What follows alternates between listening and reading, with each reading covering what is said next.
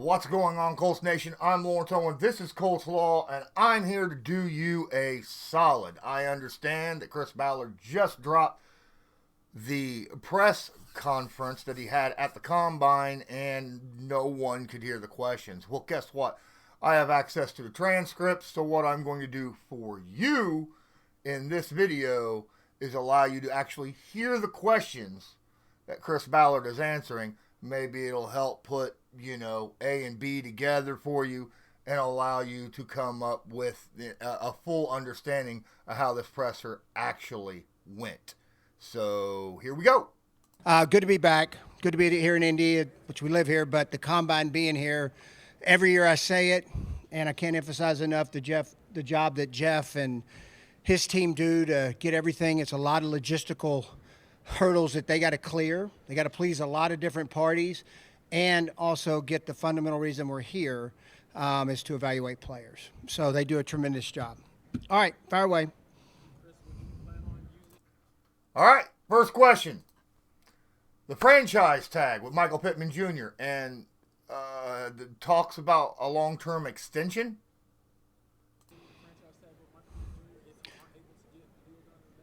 Here's what I tell you. We've had talks with his agent, who's really good. His agent's been doing it a long time. He's really good at what he does. We'll work hard to get a deal done. It's a tool we have.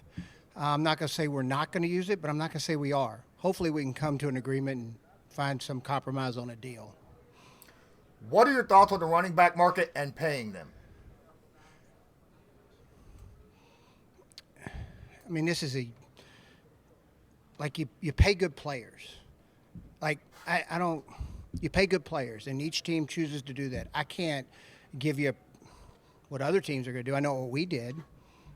We like our guy. We like Jonathan. We end up working out. How much did the running back market this year factor into the decision of extending Jonathan Taylor? How much did that factor into when you were negotiating with Jonathan, and how much was it we want to keep our guy because there's some importance of that in the locker room? No, I think our history's shown. I mean, we want to keep our guy, and plus he's a talented guy. I mean, this guy's I think you saw it as the year went on. I mean, I kind of look, he's recovering from an injury, then the stressful training camp. But I thought as the season went on, you saw him getting stronger and stronger, and I thought he ended really well against Houston and finished a really great game. So, no, I mean, look, always the preference is to take care of your own people first. With the big jump in salary cap, how does that factor into taking care of in-house free agents? Well, it always is first, and yes, we did see an increase, and then I think it will be a slower increase going forward. All right, so I don't think we're going to see a $30 million jump every year, so you've got a plan appropriate for that. It definitely gives you more room to work with. Everybody in the league, we're in good shape, but I think it gave everybody a little bit more of a parachute. So I think it goes both ways. We have the big jump this year, then it kind of levels out going forward over the next 4 or 5 years. Last season may have surprised people outside the organizations, but now you had a chance to take a step back. How will that, or had a chance to take the next step, how will that factor into how you attack this offseason? I mean, look, I think it's a good, it's always free agency. Everybody gets excited for that week and stamps a future Super Bowl winner off of that. But what you're seeing is, all right, so you got free agents and you got the A-level players. Well, what happens with them? They get tagged. All right, so now you got the next level one that you end up paying A money. If there's one on the market that we think fits us, and look, it takes two sides here. I mean, there's times you'll make a big offer to a player, and you just don't get him. He goes somewhere else. That's part of it. We'll be as aggressive as we need to be, and when we think we need to be. You mentioned after the season how a quarterback on the rookie deal gives you flexibility. Does that impact the NFL draft and how you look at free agency?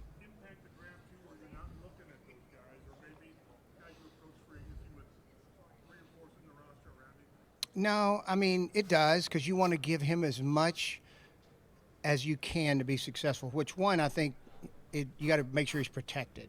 I mean, I think you know my philosophy on that. You have to make sure your quarterback, especially a young quarterback, you got to make sure he's protected. Then you want to put enough good players around him to be successful. Whether that comes through free agency or the draft, I think it just each year's a little different.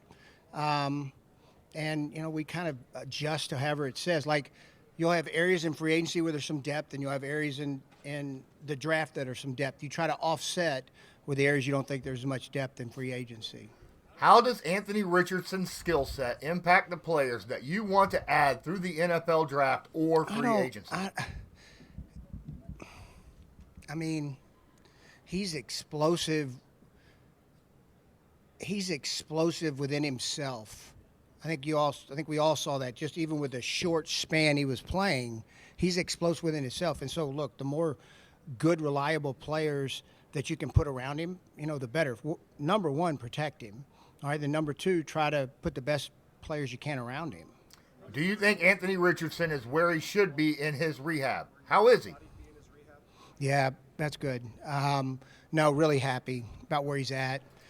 He started throwing. He's on a rehab program. We're not going to, I lived through the last one, okay, and I learned a lot of lessons living through the last one. So, forgive me for being a little cautious, but, and Anthony, I know Anthony's made some statements that it's important to be ahead of schedule. Well, we're here to pull the reins to make sure we don't get too far ahead of schedule, and we're staying with whatever the doctors are telling us. So, but he's in good shape. He's throwing. He's got a good throwing program, got good people working with him. So I'm encouraged about where he's at and where he's going, and we'll go from there. Anthony Richardson moving forward still after having a lot to learn because he didn't play, but still building on what he did. Here's where I have a lot of faith in Shane and really the offensive staff. Like, they do a really good job with playing to the strengths of what a player can do. Now, of course, the more snaps you get as a player, no matter what position you play in the league, but especially quarterback, the more snaps you get, the more you can put on their plate, the more experience they have, the more success they'll have. Will the menu be as big early in his, whether he had played all last year? I can't say yay or nay, because I leave that on the staff, but I do have a lot of confidence in them to whatever they think he does well, that's what we'll do. Is there a primary position the Colts are focused on in free agency? That's a loaded question, man. No. All of them. The value in defensive ends and linebackers having versatility and being positionless. I don't understand positionless. I don't quite understand that term. I mean, they got to line up somewhere. The ability to kick inside and outside. I mean, I think you've seen that. That's not a new concept in our league. I mean, defensive ends kicking inside to play 3 technique on rush downs is not a new concept. So I don't quite get the positionless part of it. The versatility of players, I do think the one area that you really have seen the game advance, especially at linebacker, where third down and playing the pass is a premium. And, I mean, it's always kind of been my thoughts anyways. And, I mean, look, when we took Darius, that was the main reason why. Third down had nothing to do with first and second down, had to do with his ability to play the pass. So I don't quite understand the positionless part of it, but I think you start with the passing game, and then how do they impact the passing game, and then go from there, and then where you play them on passing downs. Last year you started 2 rookie cornerbacks. Does that make you want to target a veteran to bring into the room opposed to doing it through the NFL draft? Not necessarily, no. I mean, I think it's got to fall your way. I thought Kenny Moore was a really good vet player, had a good year. Would like to have him back. We'll see how it works out in free agency. But, no, I mean, look, they're going to live through their lumps, and that's part of it. And I thought they both advanced really well. I thought Jones, I mean, look, Jones, all he did was get out there and battle each and every week. And then with Juju, it's about staying healthy. You know, Juju's got to remain healthy. Transfer portals and things going on in college when it comes to scouting, how that impacts the amount of players he is looking at. No, I'll tell you this. So I think we went over 2,718 players, where I think before COVID, we were at about 1,800 players. So where you're not seeing it shrink. You're seeing a lot more guys with 6 years coming into the draft, a little older player coming into the draft. Look, I always think the more a guy can play in college, the more experience he gets, the better it is. They come in more prepared. It's not the world we live in. You're going to get guys that are young, and you just deal with it either way, and you just got to have a plan to handle it, whatever the case is. So I don't necessarily think it's less players. I mean, we're looking at more players just because of the 5th and 6th years of guys staying in college. How much attention do you pay to the NFLPA report card? Oh, I pay attention to it. We do a lot with our players internally anyways and ask their feedback. What I would tell you, there's some things I would probably debate with them, but I mean, we pay attention to it. Do I take it 100% to credence? No, but there'll be questions asked and we'll get feedback, and then, things that I'll tell you this, I don't know many players that have been with us that don't want to be back. I mean, that's just been my take on it for the most part. So there's always things you can get better at. There is. There's always things you can get better at. Anything specific you would debate? What's that? Anything specific you would debate? I left myself open for that one. No, I'll keep that internal.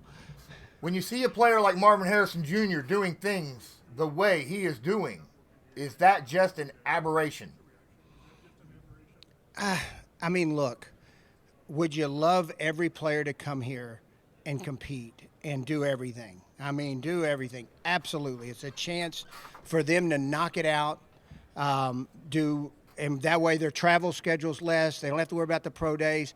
You'd rather them do everything. But, I mean, I think this is my 24th year in the league, and every year there's always been guys that don't work out. Now, eventually they do it on the back end. Look, there's things, guys are taking stances to do things a little differently. He's a very, very talented player. And, whatever decision a kid makes, then the club has to make that decision if they're comfortable still taking him based on what information you have. What are your early sentiments of the wide receiver class?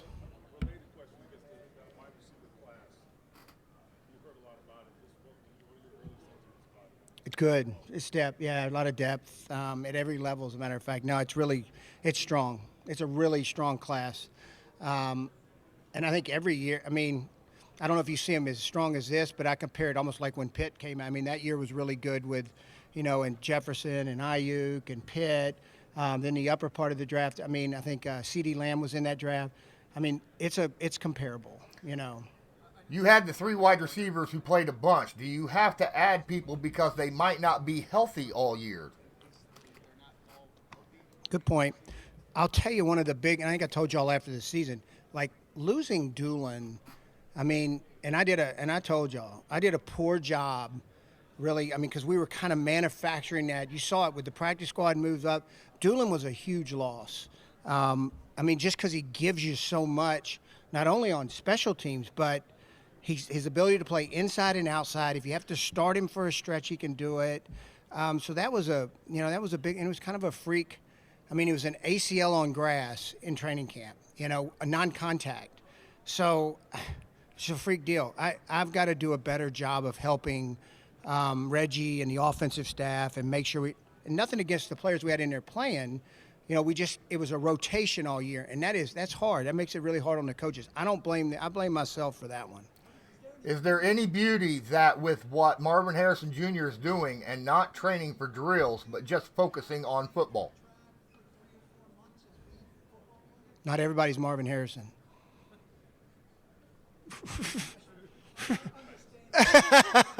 Not everybody's Marvin Harrison. Yeah. About players playing for the preparing for the combine. Well, I guess what I would tell you is most of the players, you don't find many of them that when they get to us are out of shape. I think the hardest thing, I'll tell you what, the hardest thing for the rookie, in my opinion, is like they finish their college season, which is going longer. All right, then they get strictly into training, combine, visits, rookie camp, OTAs. I mean, it's almost a cycle that doesn't end until the season ends. So, I mean, preparing for combine, preparing for football, they're really, at the end of the day, they're basically the same thing. I mean, they're getting ready to run. How did you see Shane Steichen grow last season?